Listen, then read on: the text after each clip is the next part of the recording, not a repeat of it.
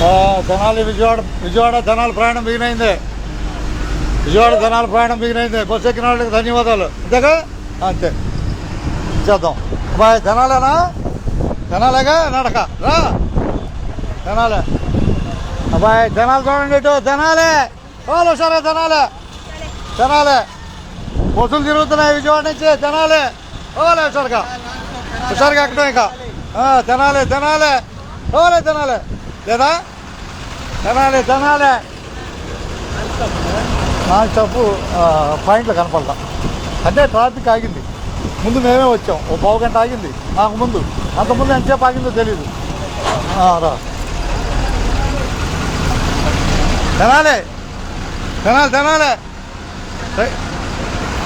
Tenali రైటేగా? Right.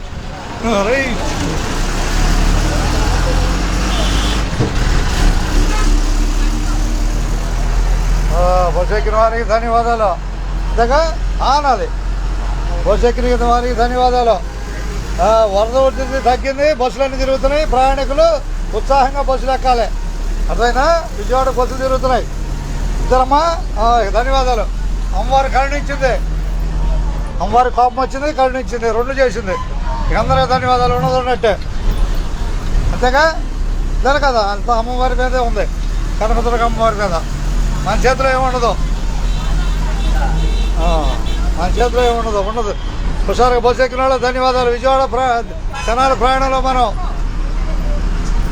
అంతే హుషారుగా.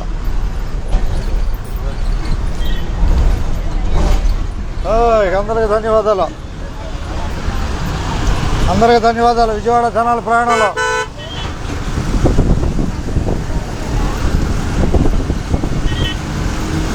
అబ్బాయి చూడాలి. అదే హుషారుగా సైకిల్ ఎక్కుతున్నాడు.